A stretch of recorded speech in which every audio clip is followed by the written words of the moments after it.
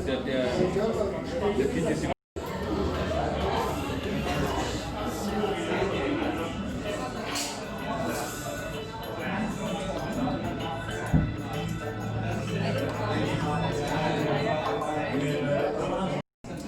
bin auch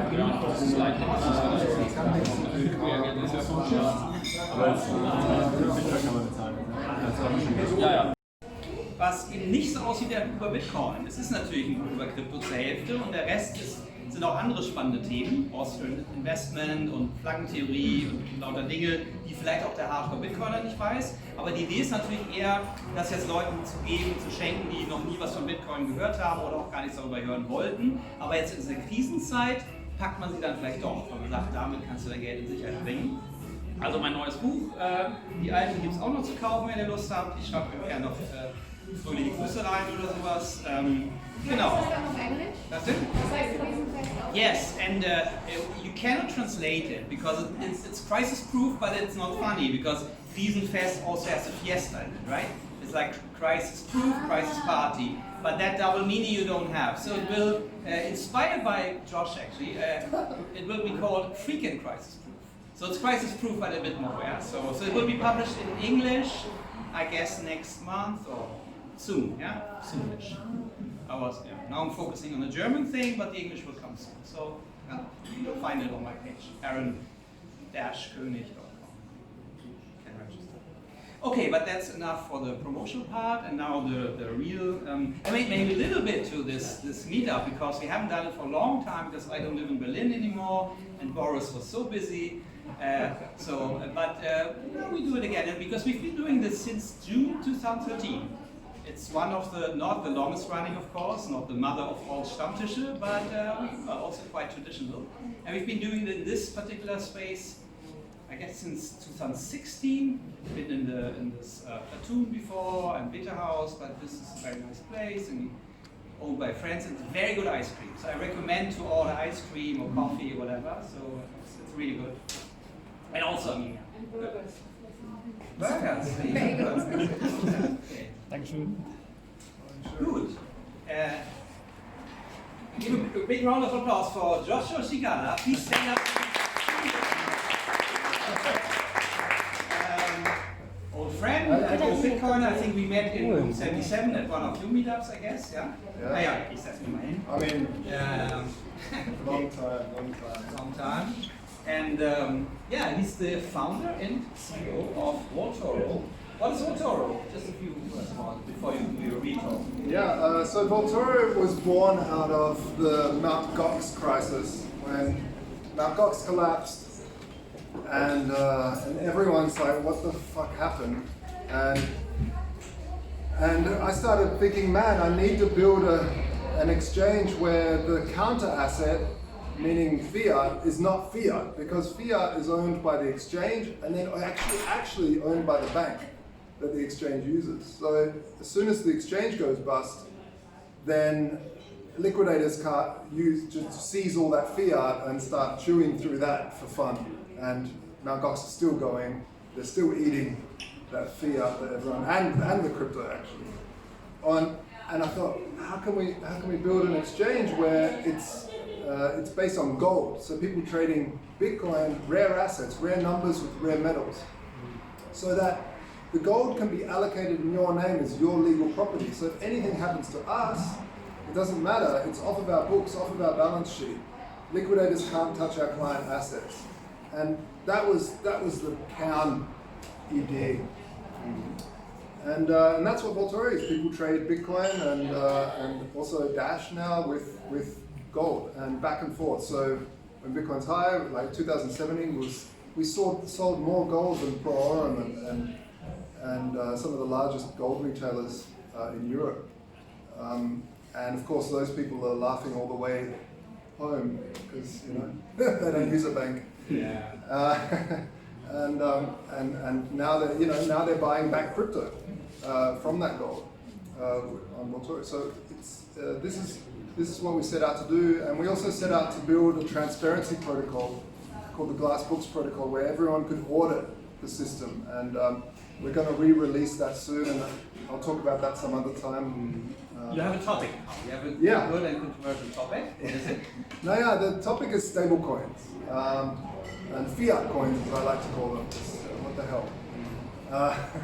So the thing is, through the whole ICO hype and everything that happened in 2017, ich wollte es ein bisschen zurückbringen to the theme of why Bitcoin? Why is this thing called Bitcoin so interesting, and why are we fighting against this fiat stuff? So I just want to start with that. Just some people might not know why, and I'm sure a lot of people do, but I thought I'd just take it back. So maybe you can have a volunteer who's not afraid to touch filthy money, fake money. Oh yeah, we need a volunteer from the audience. Volunteer. Okay. He's a magician too, right? Yeah. We'll get some rabbits out of your sleeves. Okay, so we're living on a little island. You know, we're in this actually here, right? We're stuck here. There's a big pandemic out there, and we're trapped in here. That's a hoax. Don't believe it. And no one. Everyone just barters. Everyone trades just eggs for painting and things like this. But one day I wake up and I think, you know what? I'm going to invent this new thing called money, fiat, and it goes like, and you know, it's really interesting because it allows. Sometimes I don't want your eggs, and you've had the place painted, and you want to maybe trade with someone else. So I explained to you how fiat works, and you think, okay, that sounds interesting. Yeah, you buy these credits. Okay, so let's start this system. And you say, well, how? There is none of these bucks around. I say, well, the first thing I do is I lend you a buck. So here you go. Here's the first buck into the system. Here we have the first buck in the system here at Oak and Ice. Woohoo! You just issued it, right? I just issued the first buck. Out of thin air. Out of thin air. But you have to give me 2 back. So go on. You know, once you're over, how, right? So of course you need to wait for Aaron here to also borrow some money. So you borrow 2. Okay. Right? Why? Because he's a man. Well, because he's a man, you know, male privilege. White, old white man. We have the old privilege. Yeah. Now you think, geez, I got to give him something. I got to sell him something. So here I have 2 Vaultoro jumpers. It's too hot for jumpers, so you think you sell some. Now, one is 1 Vaultoro buck. So you sell him 1. There you go. She just sold you a Vaultoro top. Also, I made them. There you go. Well, we just done a trade. Beautiful. Great. You can now pay me back. That's a good deal. Right? Now I have nothing. And now you have nothing, but you're clear. You've made a trade, and I don't know, probably that cost a little. All this work. All this work. Now, you owe me 3. Why 3? Because you borrowed 2. That should be 4. Well, right? 4. Okay, 4. Okay. But again, someone else. So the cycle goes on and on until there's more and more and more money in the system. Mm-hmm. Notice also that there's more inflation because of the money. There's more money in the system, more inflation. As the system goes on, there's more and more currency. So why did you use gold then? Because Well, that's scarce. Well, I can keep on printing these to get this going, right? The problem here is as you get further and further down this spiral, the more money's owed and more money's owed. You zoom out of this place and you get Cyprus or you get Greece. You get these places that just can't cope with the amount of debt that's fleeing outside of here. And eventually there's nothing here, and then you have to. And it's so funny that, to me, it's not funny. It's absolutely tragic to see that Greece needs to sell real assets to the European Union for just printed fake money, more of this stuff. You know, I mean, I'd rather take Vaultoro stickers.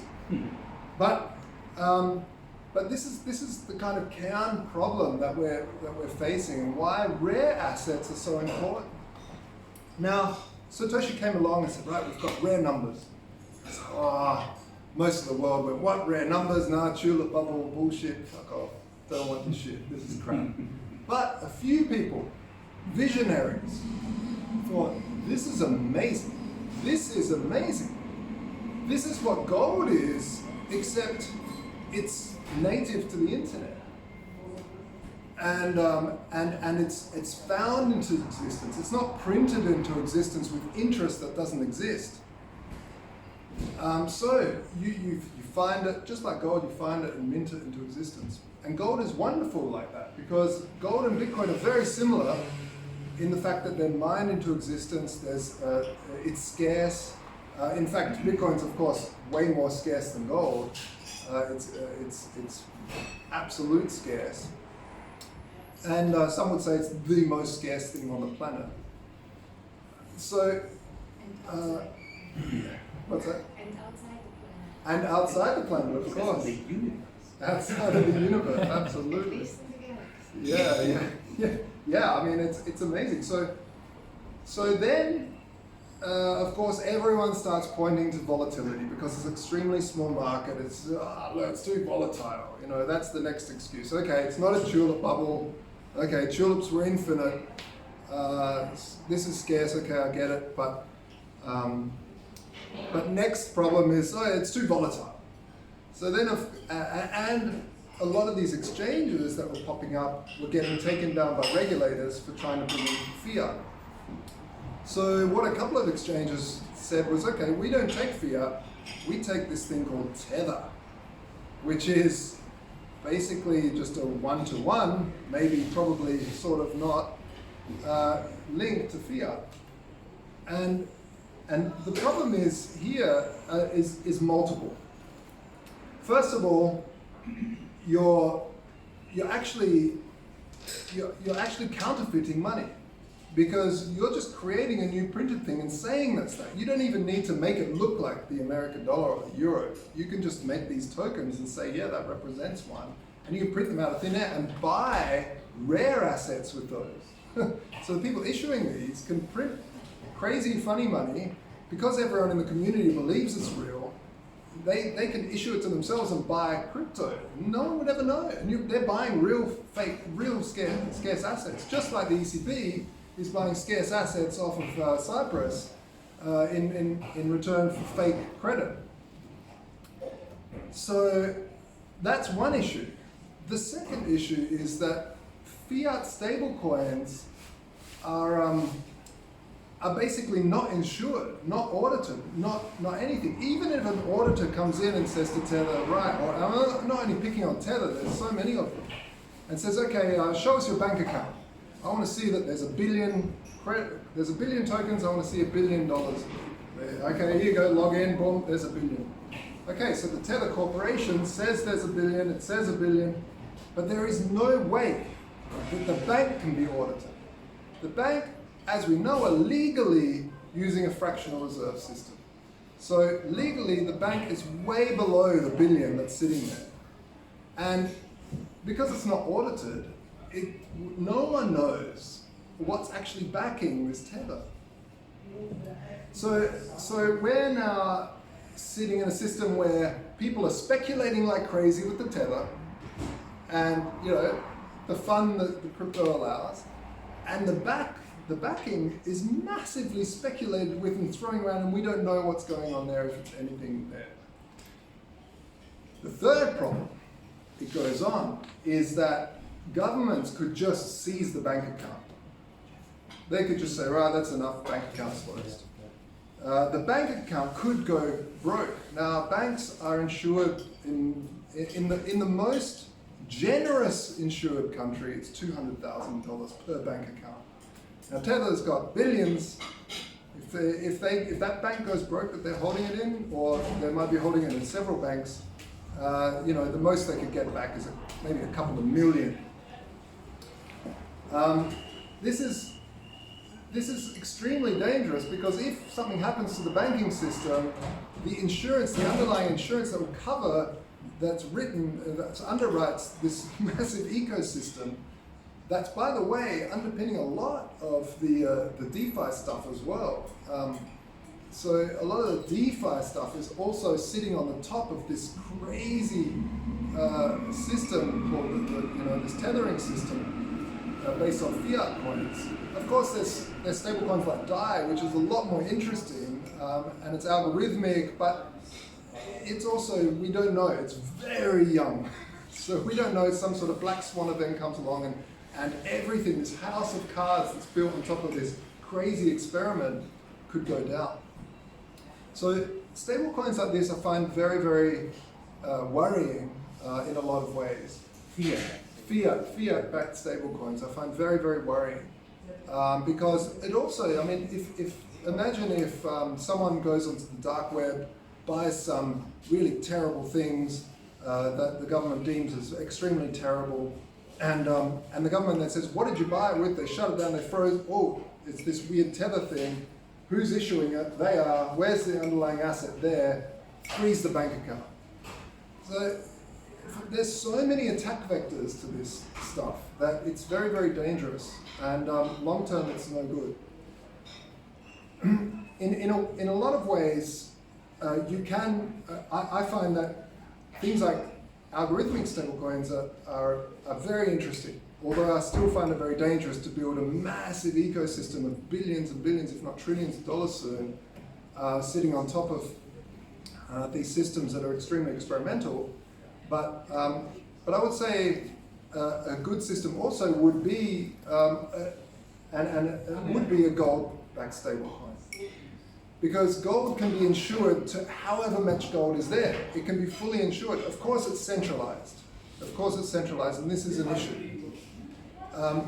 But there are certain countries like Switzerland that have had the history of Switzerland's been very, they adhered a lot to private property and the rule of law, even through 2 world wars. They stayed pretty neutral. And so, but there's also other jurisdictions, and if you could spread vaulting facilities around the world into different jurisdictions, you could mitigate some of those risks. But at the end of the day, it's all about insurance and ensuring real money. The thing with gold, it can be counted, it can be verified, and so it's not the perfect solution, but I would say it's damn well better than a lot of these fiat-based currencies. There are problems with gold-backed stablecoins. The problems are things like demurrage. Demurrage is the cost of holding goods. It costs money to have big people with guns standing outside of massive vaults and auditing firms to count the stuff, and the insurance to insure it. This all costs money. So you need to be able to take that value from the coins somehow. And so this is still being worked out. And yes? What about a Bitcoin-backed stablecoin?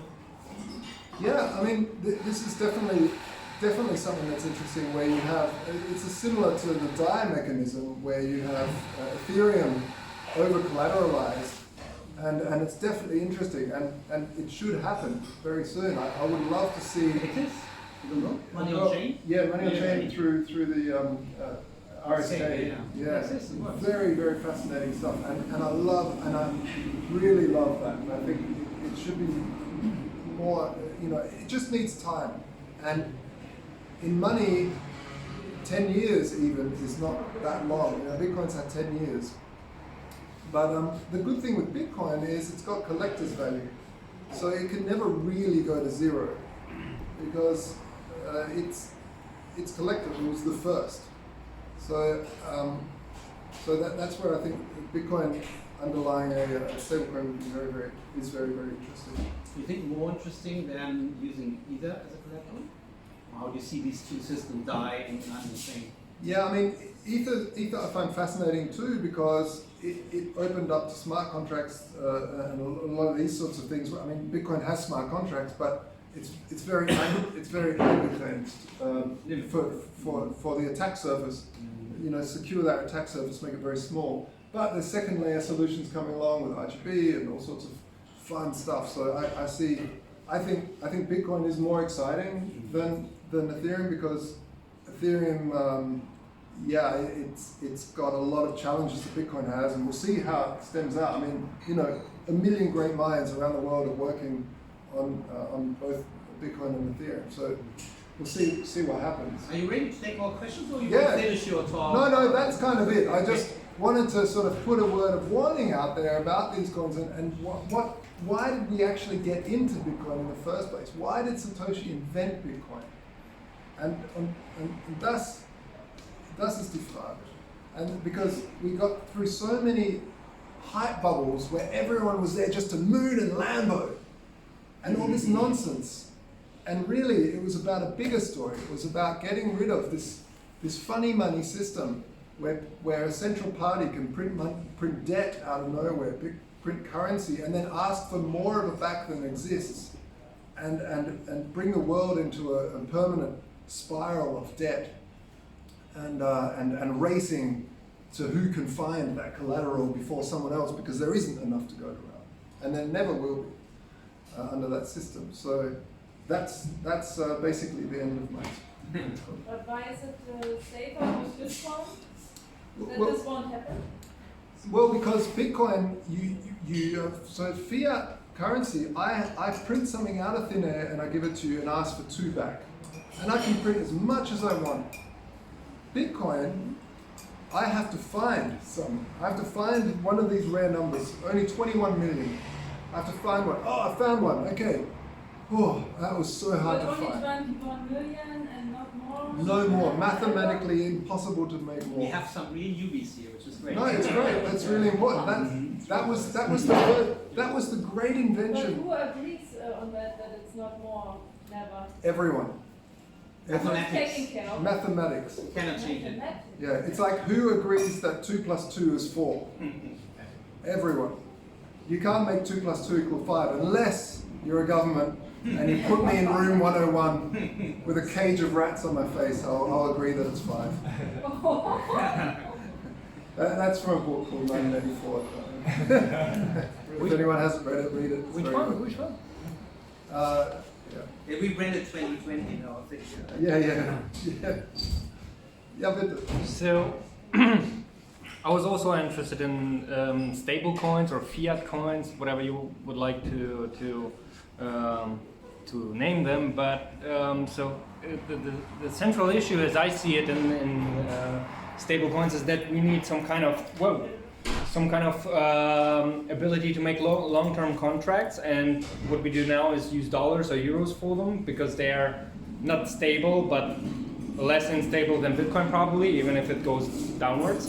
So the problem is also how can we find a measure of value in which we can make long-term contracts, which will also help the adoption of Bitcoin, because we can't make a contract right now that I, for example, work for you for half a Bitcoin a year or whatever it is, and in 10 years maybe our contract is still legally bounding, but Bitcoin either collapsed completely or went to the moon that it's completely impossible for you to pay me. So that's also an issue where I thought a few years ago that we need something different. Your question.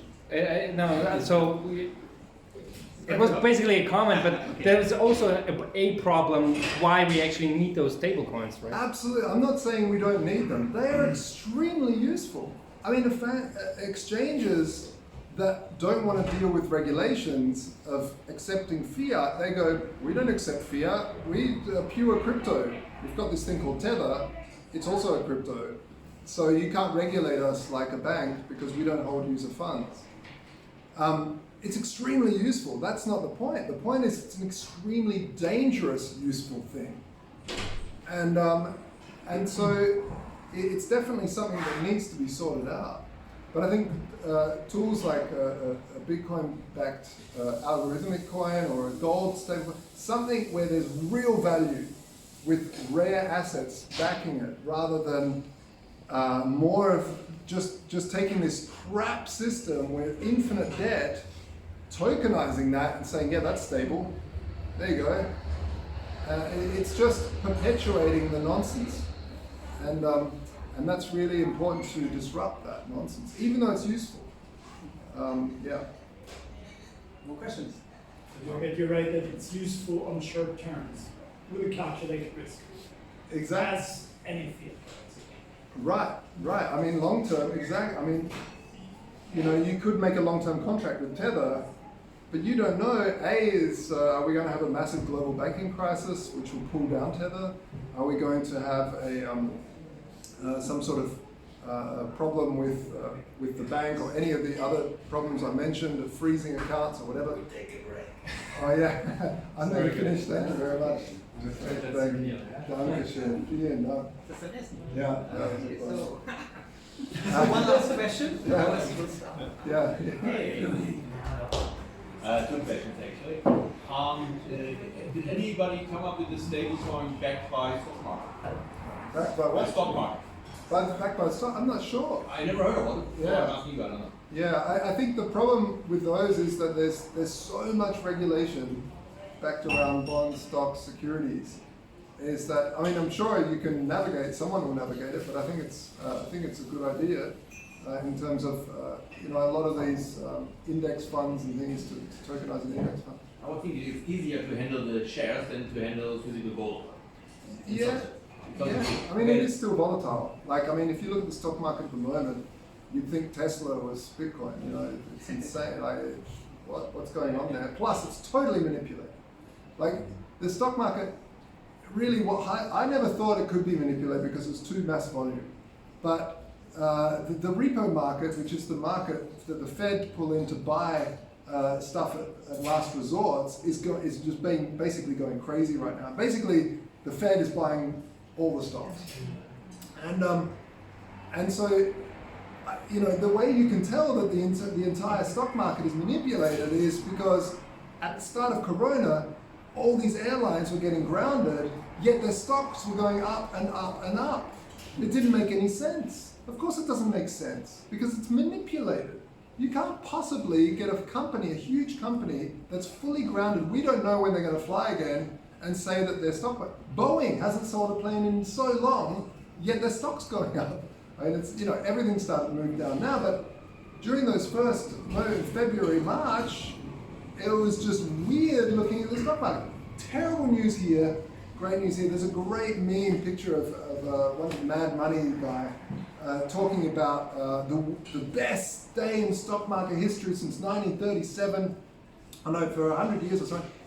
And on the ticker down the bottom saying, worst day in job unemployment, millions out of work, and just scratching your head saying, no, they can't possibly manipulate the stock market. So the stock market is basically a way that people can look and feel comfortable to go to Disneyland, to feel comfortable to keep spending, to feel comfortable because, hey, look, the stock market's going up, everything's A-okay. As soon as you start seeing stock market crashing, people pull back, which causes a downward spiral. So if you backed a coin with that system that can be really, the Fed has infinite money to buy. Well, no, I mean, I'm not talking about the value in dollars. I'm talking about the value in Bitcoin and value in something else. Yeah. Then you have a share of real economy, basically. Yeah. Not just a piece of gold, which is kind of useless, but a share of real economy. What I would like to see first is a disruption of how the real economy is measured. Because right now we have the ECB, or not as great as much. The ECB is very different to the Federal Reserve. The Federal Reserve has control, definite privileges on Wall Street, and through these monetary funds and things to buy back stock. So I think, I would definitely like to see a new way to value the stock exchange and not have manipulation in there. It's, naked shorts and stuff like this. I suggest we postpone the question to him like individually, decentrally, because you want to eat, right? Well, yeah. And we have a second shot. Okay, so thank you very much. Thanks. If anyone wants a jumper, I bought one. You bought one. You can have that. I have one I sold back. You can have this one. And there's some stickers there too. Thank you. Okay. Pashka, Deutsch oder Englisch? Ja, wie es dir lieber ist. Nein, du entscheidest. Ich würde sagen auf Deutsch, das Projekt läuft auf Deutsch. Ich glaube, Wir sind ja eine deutsche Partei. Ein großes Applaus für den Generalsekretär des Dezentralkomitees der MLPD. Das steht nicht für Leninistischen Partei Deutschlands, obwohl Pashka aus Russland stammt. Es steht für, wie heißt es? Es ist die Marktradikal-Libertäre Partei Deutschlands. Sag noch mal. Marktradikal-Libertäre Partei Deutschlands. Und habt ihr die anderen schon verklagt, dass sie einfach euer Kürzel benutzen? Dürfen die das? Die haben den Namen nicht geschützt, sagen wir mal so. Und tatsächlich waren sie vor uns da, aber mittlerweile betrachten wir sie als eine Satirepartei, denn wir haben sie tatsächlich auf Twitter zumindest innerhalb einer Woche an Followern überholt. Das Ganze ist ja auch mehr oder weniger ein Spaßprojekt. Das heißt, es gibt keine registrierte Partei, die Marktlibertäre Partei Deutschlands heißt. Was wir aber auch als unseren Vorteil ansehen, da wir sind nicht gezwungen, bestimmte Regularien zu erfüllen, Landesparteitage abzuhalten und sonstige Zeitverschwendung wie Wahlen abzuhalten. Bei uns gibt es sowieso nichts zu wählen, jeder ist im Endeffekt für sich selbst verantwortlich. Und es ist mehr oder weniger ein Brand, das entstanden ist. Ich habe das nicht selber mitkreiert, ich bin mit auf Bord mit angesprungen, weil ich das einfach so geil fand. MLPD, alle denken Kommunisten und dann sind es auf einmal Libertäre. Und auch Wer hat es denn gegründet? Wer steckt dahinter? unbekannt. Unbekannt. Vielleicht auch Burkina Nakamoto.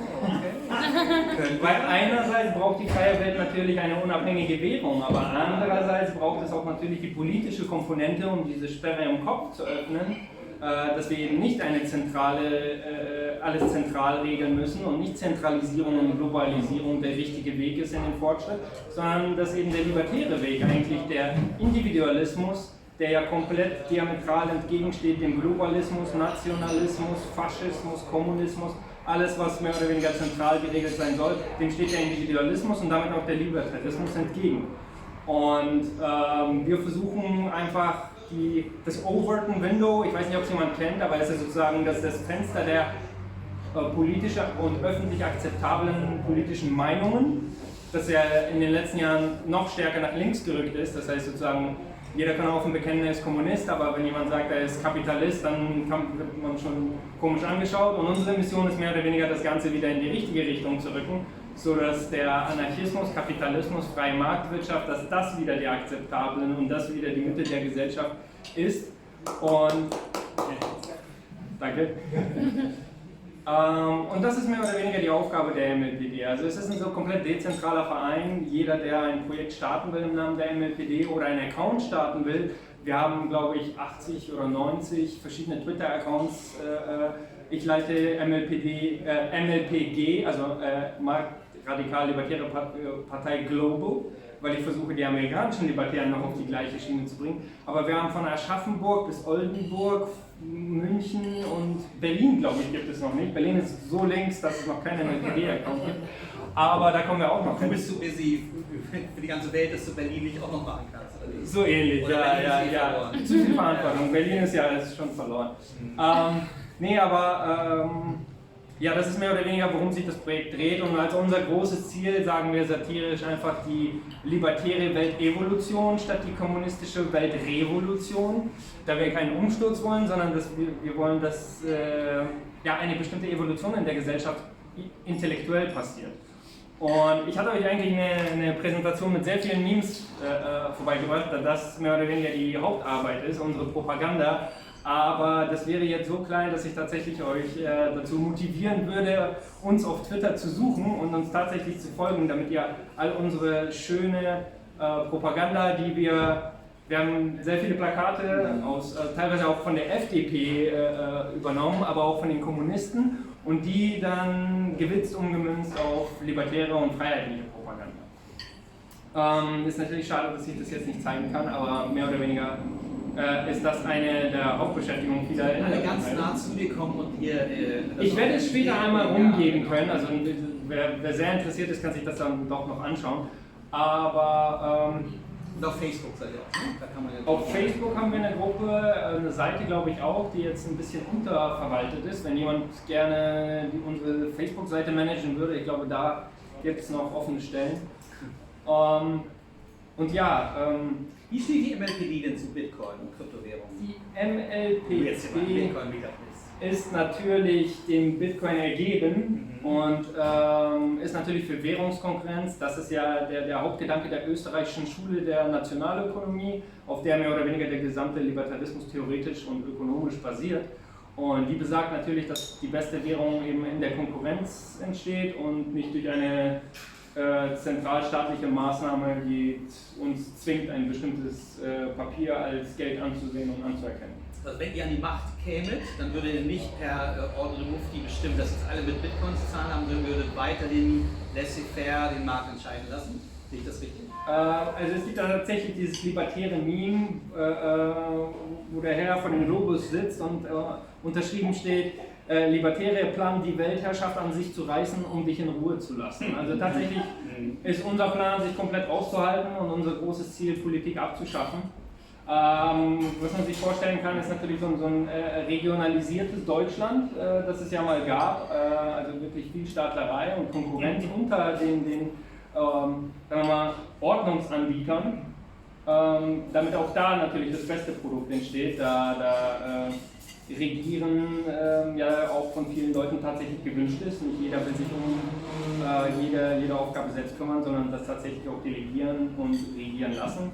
Das könnt ihr auch Privatunternehmen machen. Zum Beispiel das Modell freie Privatstädte. Klar. Da gibt es ja auch Leute, die sich darum kümmern, genau dass so Straßen gebaut werden und Schulen, aber es ist halt Privatwirtschaft. Da sprichst du natürlich den zweiten Punkt unserer geheimen Übernahmestrategie an. Der erste ist natürlich die Subversion, die Unterwanderung à la Juri Bezmenov, falls jemandem das etwas sagt. Das war ein Ex-KGBler, der hat ein Interview in den USA geführt, noch in den 80ern, weil der geflohen ist und darauf keine Lust mehr hatte, und er hat mehr oder weniger erzählt, wie die Kommunisten langsam innerhalb von 15 Jahren sich in jede Gesellschaftsschicht und jede Ordnung, jedes Ordnungssystem des Staates sozusagen langsam einarbeiten und dann das Ganze mit der Zeit zersetzen. Also das ist auch mehr oder weniger unsere Strategie, wenn es denn so lange dauert, dass wir eben erstmal intellektuell versuchen, die Leute auf unsere Seite zu ziehen. Dann ist natürlich die zweite Strategie, dass wir uns dadurch, dass wir uns alle vernetzen und auch besseren Zugang zu libertären Infos haben, dass wir auch natürlich sofort rausfinden, wenn beispielsweise ein Herr Gebel irgendwo eine Privatstadt gründet, und dass wir als Early Adapter da natürlich sehr daran interessiert sind und eventuell Deutschland dann komplett aufgeben und sagen, okay, wir haben etwas, wo einen Staat, den wir besser finden, und eben mit den Füßen wählen. Wer ist denn der Herr Gebel? Titus Gebel hat ein Buch geschrieben über freie Privatstädte, und er treibt es auch selber voran. Er investiert auch rein, er hat mal viel Geld verdient mit Gold, mit Rohstoffen, und hat jetzt so den Rest seines Lebens diesem Projekt gewidmet. Sehr spannendes Buch, also ganz gut geschriebenes Buch.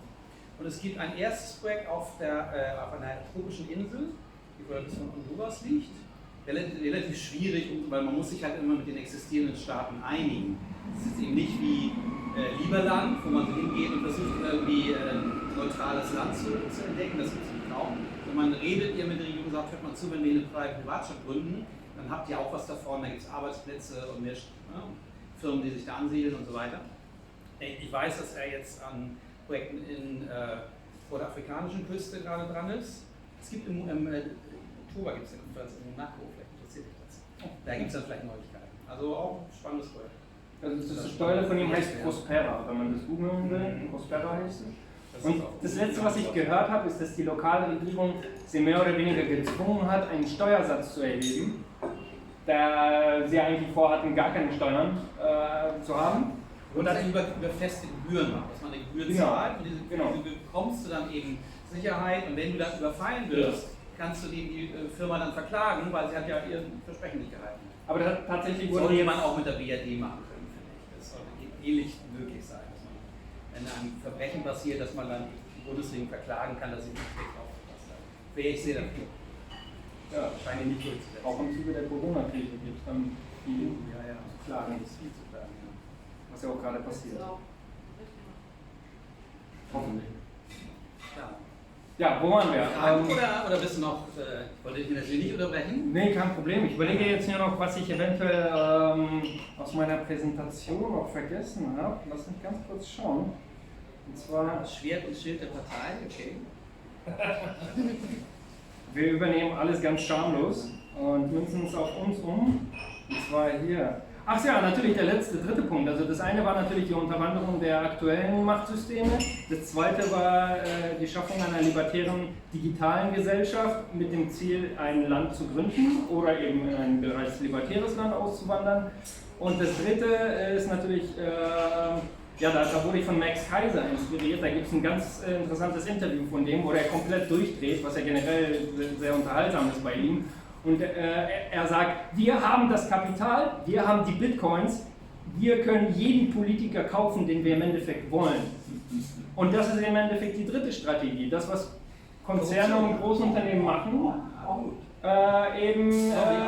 einzusetzen, um ein bisschen mehr Freiheit in dieser Gesellschaft zu bekommen. Da gibt es, denke ich mal, viele... Ihr habt Jens Spahn gekauft, dann bist du völlig offensichtlich sind, wie unfähig die Politiker sind, dass niemand mehr vertraut. Ist das... Achso, Entschuldigung. Darf ich nicht sagen, ne? Okay. Na gut, das ist natürlich das nächste Level, dass wir aktuell die Regierung bestechen, die Maßnahmen so weit zu treiben, dass die Leute nicht mehr an die Regierung glauben. Aber das scheint ja auch zu gehen, die Strategie, ne? Aber das bleibt unter uns und wird rausgeschnitten. Okay. Zensiert. Ja, tatsächlich, ja. Dann müsst ihr mich auch so rausphotoshoppen, wie damals Stalin mit Trotzki. Genau. Okay. Hashtag Cancel Culture. Nee, ich würde sagen, wir gehen dann einfach, falls jemand Fragen hat, beantworte ich die gerne. Aber keine falschen Fragen stellen, ne? Ihr wisst. Der Herr mit der Maske? Ja. Aber also das bewegt sich jetzt innerhalb des bestehenden, real existierenden Systems oder wäre das der Gedanke auch so, dass man sagt, also die Legitimität der Bundesregierung ist nicht gegeben. Gibt es ja auch Leute, die so sagen, also die ihre eigenen Bürgerämter gründen und ihre eigenen Pässe ausgeben. Genau. Und das sind dann aber die Reichsbürger. Also es gibt auch Krypto-Projekte, die, soweit ich weiß, die eigene Pässe ausgeben und Identifizierung. Da gab es eine Ethereum, BitNation, genau. Ja. Genau. Die Möglichkeit steht natürlich offen. Wie ist die Abgrenzung zu den sogenannten? Also bei uns gibt es generell keine Abgrenzung, bei uns ist jeder willkommen, der das natürliche Recht akzeptiert, also das Überpositivrecht als das höchste Recht ansieht. Ja. Und das Nicht-Aggressionsprinzip akzeptiert. Darüber definieren wir einen Libertären und jemand, der akzeptiert, niemandem zu schaden, wenn ihm nicht geschadet wurde und gleichzeitig Eigentumsrecht an seinem eigenen Körper und alles, was logisch daraus folgt. Das ist für uns ein Libertärer und der gehört mehr oder weniger dazu. Also ist das eine Partei auf dem Boden des Grundgesetzes? Oder? Es ist ja keine Partei. So. Also wir nennen uns Partei, aber dabei sind wir eine Bewegung. Von daher, wir sind auch international, von daher können wir uns nicht zu einer bestimmten Verfassung bekennen, sondern... nicht im Parteienrecht. Nein, wir bewegen uns nicht im Parteienrecht. Das wäre dann ja auch Bundesrepublik. Genau. Yeah, I think you answered it, but so it's not a party that you want to go in and dismantle the political system from within. Is that? Well, I've been in the Party of Reason, Partei der Vernunft, about 10 years ago, and we tried it exactly this, and it's pretty hard, and it's even harder not to just get elected, but also be compliant with all the regulations that a party has to be compliant to. So we keep all the possibilities open. What we are right now is just a bunch of crazy libertarians having fun trolling people on Twitter and spreading libertarian propaganda and starting following trains. So for example, one follow train that, does anyone know, kennt jemand Aaron Koenig? Yeah, sure. Yeah, so I motivated him to start the hashtag, there was a hashtag going around on Twitter, no communist or no socialist under 1K. And I said, you got so many followers, just start no libertarian under 1K. And it's still going today, like it was 2 weeks ago or so, and people are still jumping on the train and following all the libertarian people. Nice. And by that we reach so much connectivity. I mean, I have probably more US libertarians in my connection or in my network than I have people from Berlin. So, How do you find the libertarian culture here in Germany? Because I always find that To find, interesting. I would say, with the looking glass. well, it feels more like a lone wolf That's somewhat what I felt for years, especially in the early days. I mean, right now it's pretty crazy. I've been on the demonstration on the 1st of August against the corona measures, and I found about 5 or 6 people that were libertarian. I saw one guy with a huge sign with a quote from Hans Hermann Hoppe, so that the state is like the worst of evils and it's corrupt and whatever. And I saw it and I went to the guy and I said, let's play bingo. I know who this wrote. And then he was totally surprised that I knew the quote. And then I saw someone later with a Gadsden flag. And so I think there are a lot more libertarians in Germany than we suspect. We're just not that well connected yet. And that's also one of the goals or one of the reasons why the party is a good idea. Because first of all, it's just fun. To connect with libertarians. We have our own Discord. Sometimes we just get on there and chit chat or just talk internally with our stuff or plan a campaign on Twitter, like how we can push a specific topic or break into a specific bubble where people like never would collide into libertarian info. And we go there and we try to break it up. And I think what we just need is more connectivity between each other. Yeah. How many followers do you have with your Twitter account? I think the main account of the MLPD has just broken 2,000 followers.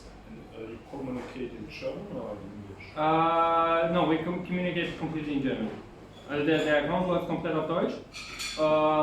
Der MLPD-Account, den ich leite, der ist natürlich auf Englisch, weil der mehr aufs internationale Publikum ausgerichtet ist. Aber ich habe mich da nicht wirklich gerade mit beschäftigt, weil ich selber relativ neu auf Twitter bin. Also ich bin selber innerhalb von einem Monat auf 500 Follower angewachsen.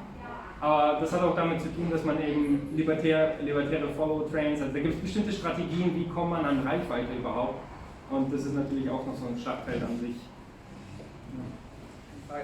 Yeah. What about the propaganda material in print? Propaganda material in print? Well, you can sell it. I mean, huge posters. Instead of little ones on the... So you mean obviously somebody did some work for the design, right? You did, yeah, I don't know. Sure. Yeah, I did some, but we have a lot of creators that are actually... Okay, so if you have it in high resolution, just put it. Well, you would need... I buy one. I buy one with this. Lots of people buy it. I think we have some high resolution stuff that could be printed online, but because we don't have anyone who's guiding us. So we have no one in control of funds. We have no cash flow at all. So if someone decides, hey, I think it would be cool to just print the MLPD propaganda and place it all over Berlin and at the bus stations, that would be awesome, but it's not something that we can fund. We need someone who's willing to fund it himself. I was thinking the other direction. Once you start selling it, you make money by it. So you mean selling the propaganda? Yeah, for sure. But that also brings you into a territory where you at least have to open up a company. We have some offers from people who are just selling libertarian black market and tech merch. Sell it from Monero, yeah, and sell it from abroad. We're gonna talk afterwards how we better manage that. I'm not saying you sell it for making money, but I mean just for financing. Yeah, for financing the operation itself, of course. Yeah. I think that's a way to go. We're just not there yet. Because I think we started a month ago, or is this your first public appearance? Definitely, yeah. Wow, historic event. So would you consider it as a think tank of libertarians, a global think tank? A think tank is always on Tuesday at 19 p.m. That's why I can't actually be today for the MLPD think tank, but that's something also that I started. So it's not even a think tank, it's just people following an idea, a brand. So it's just a brand, and everyone who basically comes in can take up the responsibility. Like basically just prove himself, he is a libertarian, he wants to do something cool, and people from the party are either going to follow you or not, because the brand is not protected. It's not like within a party where someone has to say, yeah, it's okay if you slap MLPD on there or not. It's just everyone, it's a shit show, and that's what makes it good, because while we have some weird memes going on and some other accounts that basically no one follows, or maybe that are actually run by leftists, it's still worth to have the chaos, because from it emerges the good stuff that we can basically just scoop up and then use on all the accounts. Yeah.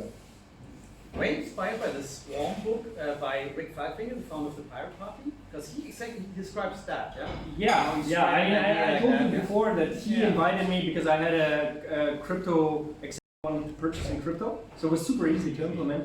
But then Rick Falkfinger was doing this podcast, We're All Satoshi, and so his assistant called me up and asked me, would you be willing to give an interview about an online shop? And I didn't know who the guy was. So I went there, did the interview with him, and then he handed me his book, Swarm-wise. And then he told me I was a founder of the Pirate Party, and afterwards I just started researching him, and actually the guy's pretty fascinating. I mean, he's also controversial with his Bitcoin Cash marketing. It's not for everyone, but whatever. But the ideas that were inside the book, I thought were definitely revolutionary. And even if I don't agree with everything, it was still it was definitely inspiring to look out for those movements where it's basically completely chaos and where the order emerges itself. Yeah. So definitely. We had him as a guest here, by the way. Yeah? Oh, awesome. Great. Okay, any more questions? We have no. All right. One more? Ich habe nochmal eine Okay. Frage. Also die libertären Bewegung ist ja in Deutschland nicht so groß, aber in den USA ist sie ja schon ein bisschen verbreiteter und ist aber auch in ein bestimmtes politisches Spektrum auch einzuordnen. Ja? Also da würde mich mal interessieren, wie du dazu stehst, weil einer der größten Finanziers des wichtigsten Thinktanks für libertäres Gedankengut, das sind die Koch brothers. Ja? Also man kann jetzt politisch mit denen muss man nicht einer Meinung sein, aber auf jeden Fall haben sie ihre Finger im Verbrennen von Kohlenwasserstoffen. Das war ziemlich fett. Ja? Das ist auch der Agenda, die sie mit ihrem politischen Sponsoring letzten Endes verfolgen.